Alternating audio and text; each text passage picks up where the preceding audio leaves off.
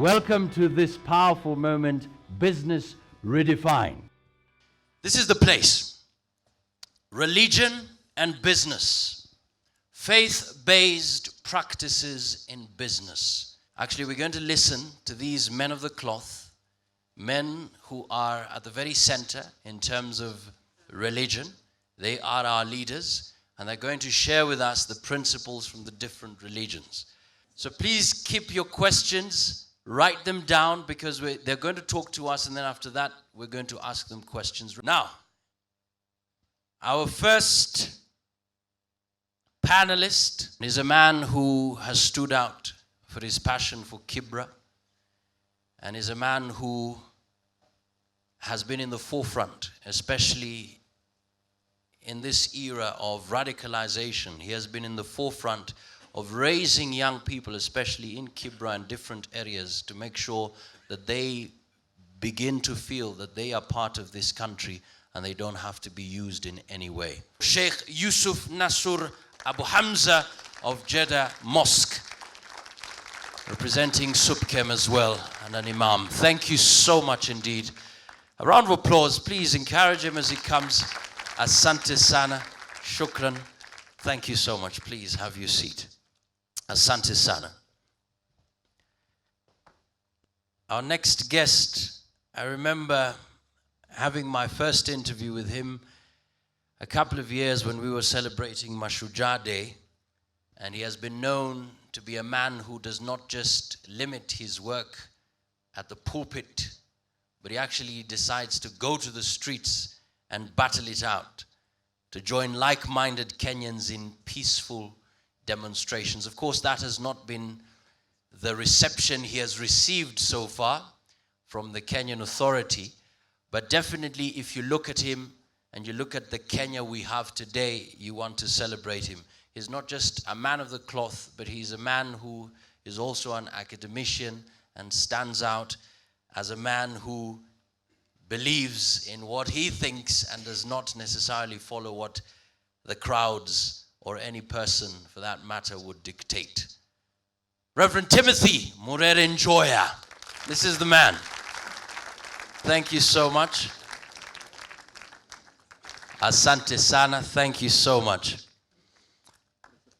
Now, our next guest amazed me, and my first interaction with him was actually yesterday. And when I looked at him, I didn't know what he was actually representing in terms of his past. He was the entrepreneur of the year when he was in the university. How do you survive when you lose 5 million shillings, the money that you've been saving for a lifetime?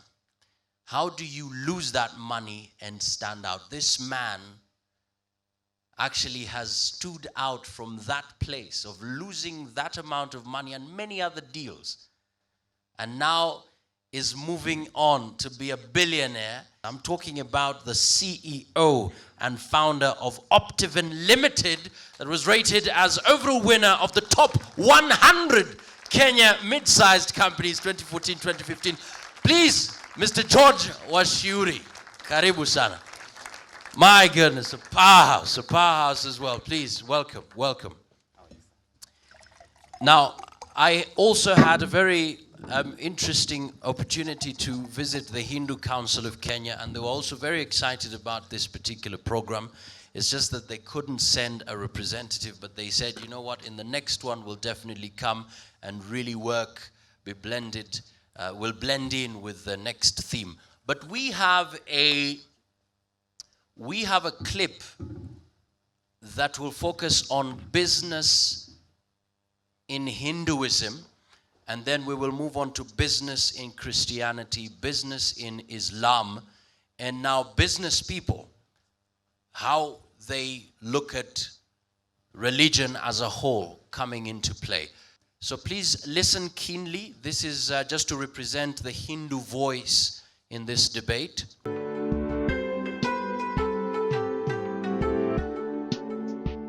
Is there an Indian way of doing business? Yes, there is. To understand this, we have to understand the Indian context. And to understand what is the Indian context, we have to hear a story. And the story is of a long time ago when Alexander came to India. And he was the first European, one can say, who came to India. And he came to the banks of the Indus. And he met there a very strange man called a gymnosophist. He called it a gymnosophist because this man was naked and he seemed to be wise and everybody respected him.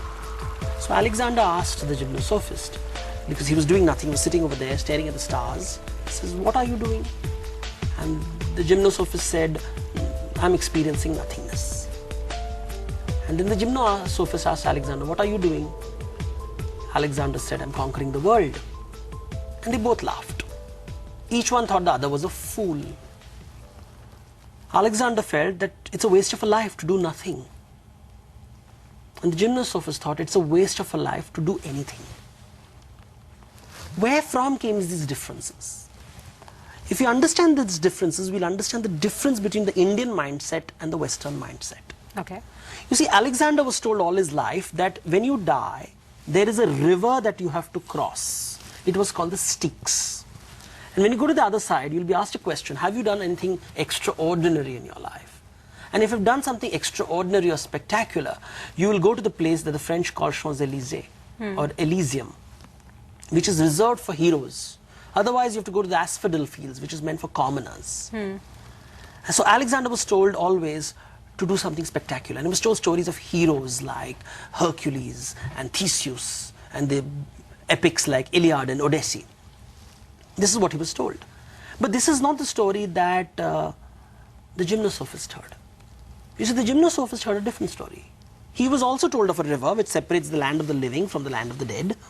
But you see, don't you make the journey once. You make the journey to and fro endlessly. That's what the gymnosophist was told. Which means you're living again and again and again and again. It's not one time. You have many chances. So now this changes perspective. Imagine one person who's told you live only once. His life is full of sense of urgency. He wants to do everything in this one life because that's the only life he has got. The denominator of Alexander's life was one. Now look at the gymnosophist. He can live many, many times. Not only does he live many, many times, he can live the same life again and again because it's cyclical. What goes around comes around. So the denominator of the gymnosophist's life is infinity. So the value of his life, no matter what he did, was zero. The value of Alexander's life was the sum total of his achievements. So the focus of Greek narratives has been achievement. The gymnosophist, the focus is, so if nothing is of value, then what's the point of his life? Introspect. Figure it out. Figure it out. So you do many things. You have to do many things in life, but the point is not the doing. The point is figuring out why are you doing what you are doing. So the two paradigms are different. Therefore, the Indian way of doing business was not about doing business, but using the act of doing business to figure out why are you doing what you're doing. Question it. And in that there is growth, intellectual growth and emotional growth.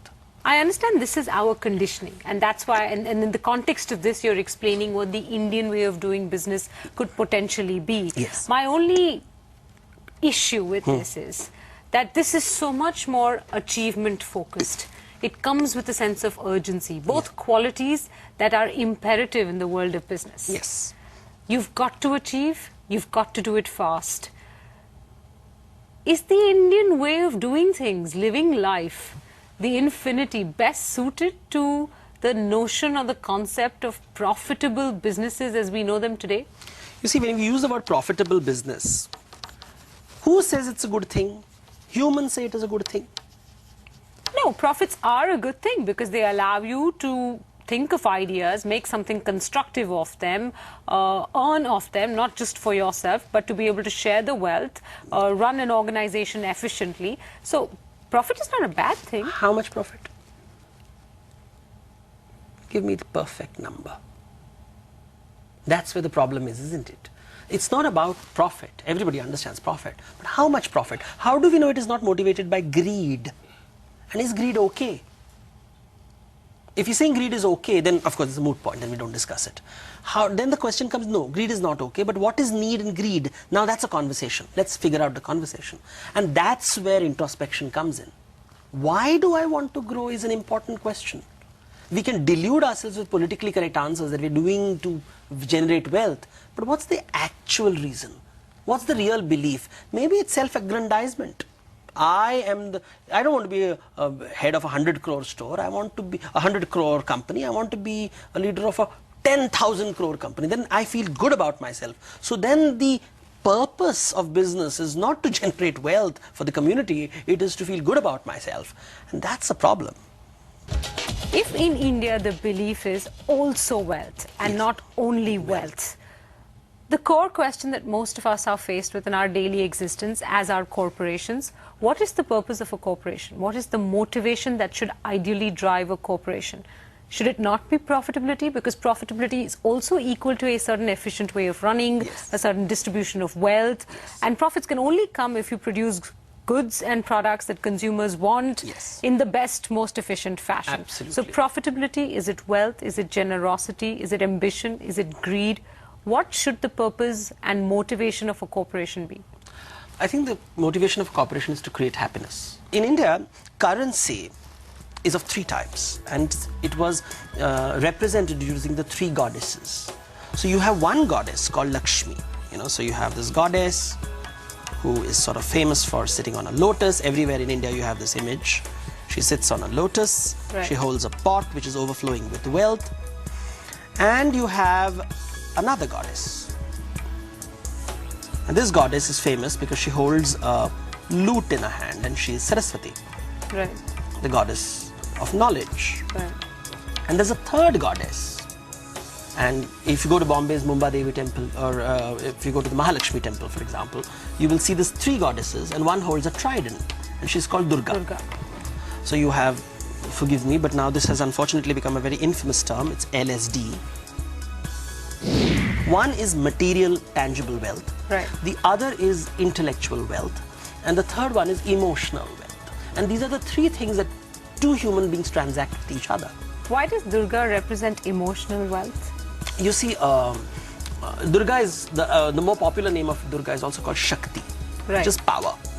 Now, if I walk into a party and look at you and say, Ma, you have gained a lot of weight since the last time I met, Thank you.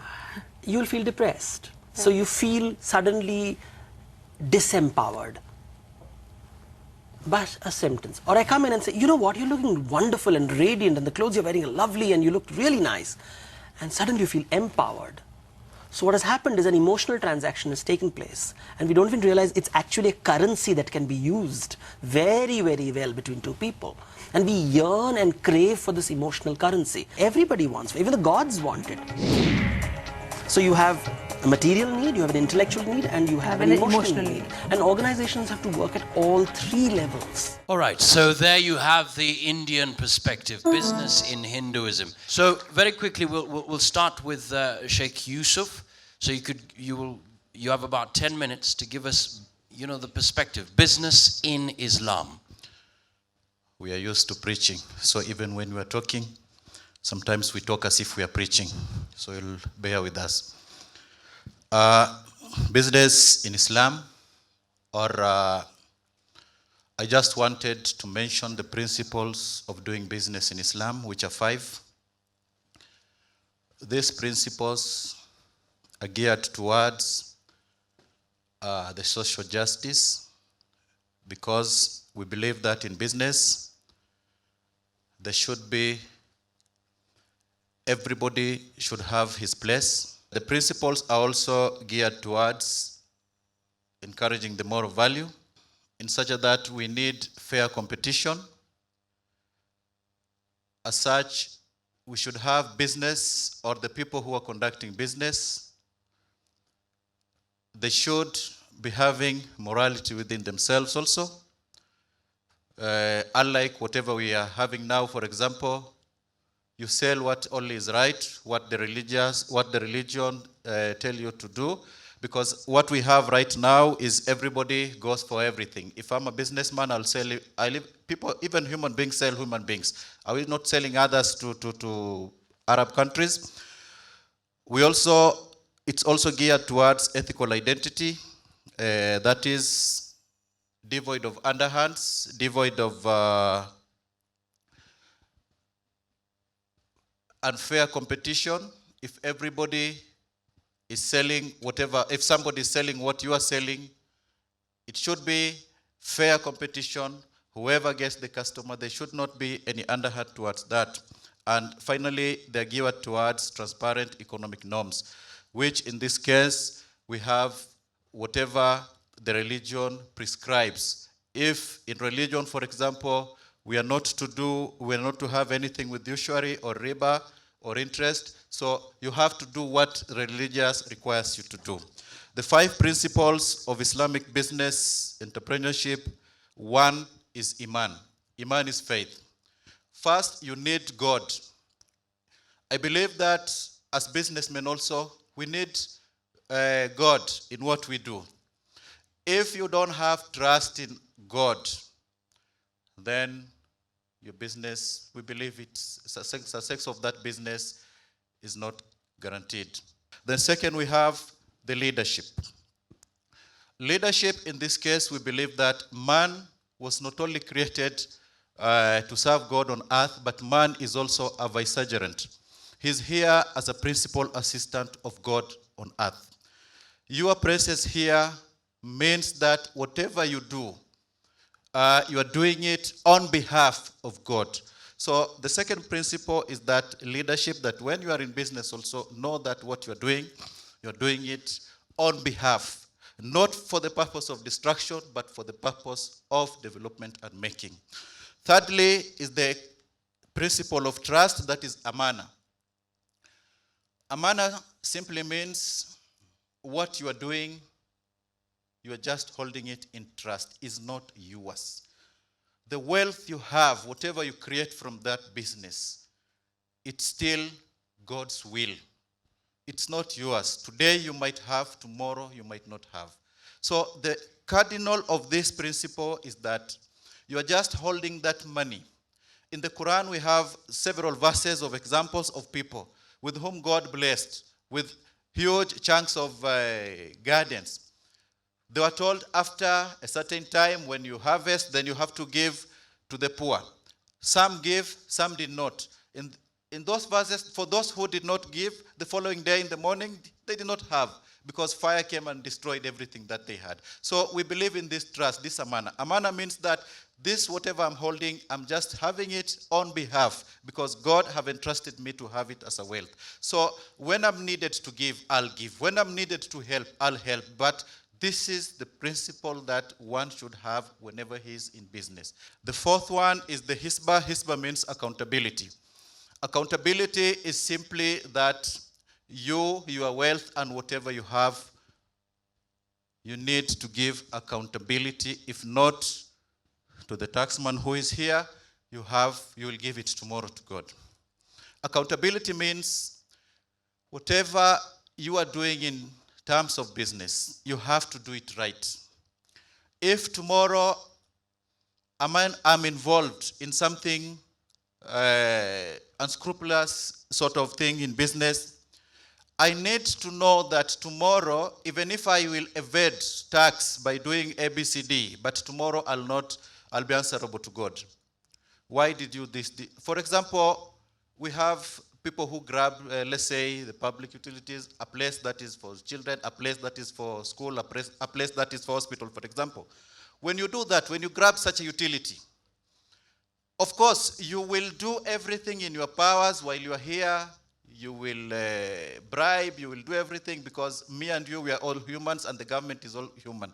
But tomorrow, before God, when you are going to ask how many people died in this village because they don't have hospital, your responsibility was that, the responsibility of everybody in this village was that there was supposed to be a hospital, but because of you, these people died. So you have to be accountable there. So that is what we say also, hisbah. Hisbah means accountability. And lastly is what we call enjoining good and discouraging what is wrong. In this principle, it cut across all the spheres of life, because enjoining good is a responsibility not only of somebody in business, but it's a responsibility that is with everybody within the society. And to enjoin good, the opposite of it is when somebody is doing the opposite. We call it munkar. This munkar means that one is doing something evil. Actually, the actual name for it is evil. Here, everything is based upon what we call evil. Call it corruption. Call it every other social evil that we have falls under this enjoining good and not discouraging. So we have 3 ways how a Muslim is supposed to stop what is not right in the society. Either by your hand. By your hand means if you have the ability, like the way people do, go and stop it. Tell this person, this what you are doing is not right here. This kind of business is not good here. Stop it. If you can't, then we are told to speak about it by your tongue. Speaking about it by your tongue means that you have, like the way we are talking about corruption. That is one way of saying it. And the third one is hating it. And that we say is a wrong way of doing it, but it's accepted that you hate it in your heart, you don't like it, but you don't say it, you don't stop, but it will stop because you don't like it, you hate it. For this, I think because of time, I beg to stop here. Thank you very much. Timothy Njoya, please. Makofi tafadhali. Let me start by saying that there is no Christian way of planting potatoes, or fishing, or even growing a chicken, or milking a cow. So there is no dichotomy between what is business, what is religion, and what is politics. All are basic structures of human relationships. Human relationships, all basic human relationships, are necessarily material relationships. And that means that you need things to use for sustaining life. And as such, you cannot be a mother. That is a social relationship. Unless you give your breast to a child to suck. That is material relationship. You have to provide milk to a baby, and that is material, in order to sustain your relationship with the baby. The other thing is that there's a commonality of values in all religions. Whether Buddhism, Hinduism, Christianity, or Judaism, or all those things, that to sustain a society, you need to develop the rules by which you do business, or which you acquire material values to sustain a family. And in those values, whether it's you are developing your talents, or whether you are investing or sharing, buying shares, what they try to do is to introduce rules for curtailing greed, self-interest, because according to Thomas Hobbes, all human relationships are basically are based and driven by self-interest, which is very contrary to Christianity. The same with capitalism. All relationships are driven by greed, by acquisition of things. Entrepreneurship is a tool of the devil. In that, it is based on greed, on acquisition of profit, of increasing what you have, not in bettering your relationships. That one, we have to regulate with antitrust laws, with minimum wages. And I do believe that we should return minimum wages to Kenya. And we should have to regulate entrepreneurship and business when it is dichotomized with the social relationships, because there should not be a dichotomy. There should be serving being rather than having. To have should serve being, to be, not to have. To have is corrupt, and it's corruption basically if you are having in order to have and not to enhance social relationships. If you are having money or cows or cars for you to enhance not a social relationship, but simply having becomes in itself, an end in itself, that is evil. And I'm trying to say that in all religions, the basic reason for doing business, for acquiring knowledge or anything, is to enhance social relationships. Our commonality, our love between one another, our fellowship. That's why we have to eat together. And I invite all of you to Holy Communion. Now, so that we can share our resources together in common. Kenya was started on 6 September 1888 by a Queen's Order in Council. And it was called Kenya, British East Africa is hereby established as a British overseas market. Kenya has never stopped to be a market. And as a market, we did not change at colonialism or at independence.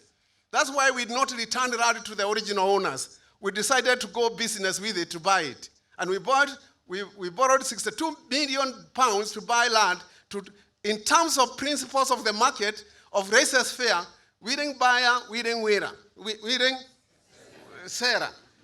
On a principles not of social relationship, but on principles of the market. And that's why the original owners of the land don't have it. They are still poor. So Kenya is not really ours. Kenya is, the poor, Kenya is not your Kenya. That Kenya is of the rich. Let me tell you. Those people who are saying Pwani is not Kenya, they should have said the youth are not Kenya. They should have said the poor are not Kenya because they are not participants in the relationship, in using material relationships to enhance their dignity. To enhance, if you are Muslim, to enhance your divinity. And if you are Hindu, to enhance your humanity. And if you are Christian, to enhance all. Humanity, dignity, and integrity. Okay, if you are not using your resources to enhance that, you are therefore corrupt. Because you are selfish, you are pursuing material interests and agreed to its extremities. And that's why I do believe that taxation should be increased in Kenya so as to make people less greedy.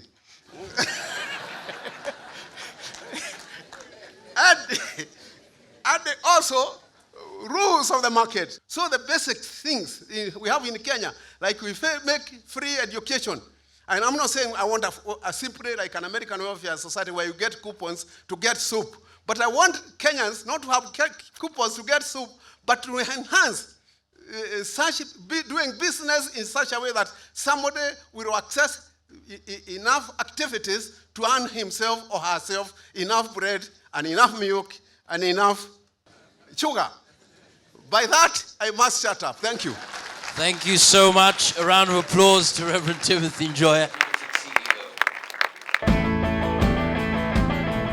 We can't be talking of real estate in Kenya, yet 75% of our people don't have houses.